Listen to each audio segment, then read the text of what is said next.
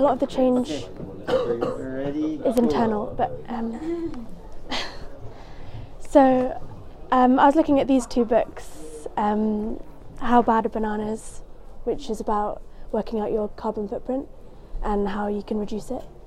And also, this is a book that I read a while ago, but Religion for Atheists, because of the church, and looking at new ways of kind of creating community in modern society. So basically what I've done is change the use of the church, which is currently... Shall I read from here rather than... Okay. So I've called it this type of space share house, because it's kind of like a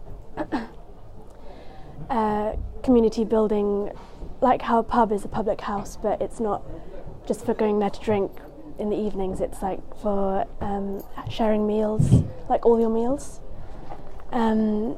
So Share House aims to help people reduce their everyday carbon footprint whilst increasing a sense of local community and culture of sharing.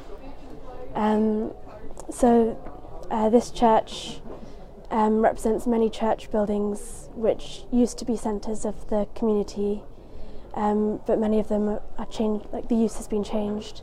So this one is an event space for arts and theatre in the evenings, and then it's a private venue, so you have to buy tickets to enter, and the public can't just walk in anymore.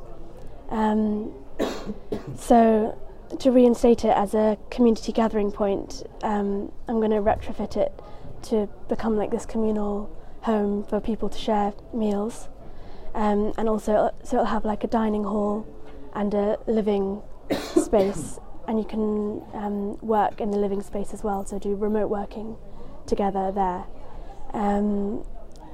So as part of retrofitting the use of the space also will increase like insulation and airtightness to prevent like heat loss and reduce the carbon footprint of the building that way.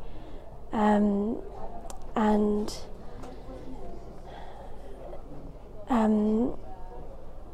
most of the food will be grown on site. So following what Nadia did last week with these hexagon patterns, I've raised a lot of them to become planters to grow vegetation there, grow vegetables and fruit. And also cooking in batch quantities for large amounts of people. You're reducing carbon emissions because of the type of food and it being grown locally, but also just not wasting as much food, and also not having people cooking in many different places in an inefficient way, possibly in the kitchen, like not using the hob with the lid on the pot and things like that. You can waste a lot of energy that way.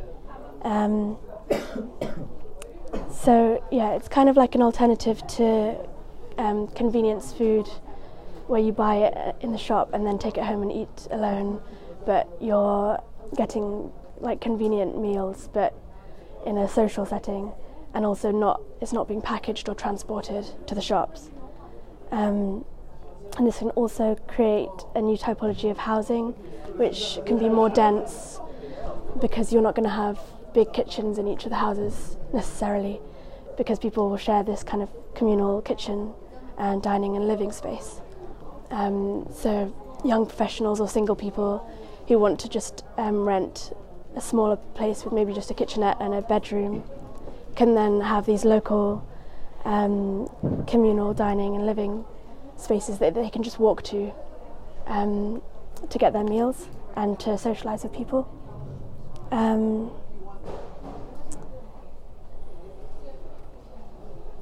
also like that kind of society that it will create, where you're talking to the people who live near you more, and sharing food might like foster a kind of sharing mentality that you can use that for like sharing books and clothing as well, just like buying less stuff and sharing more.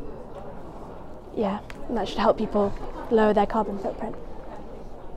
Okay.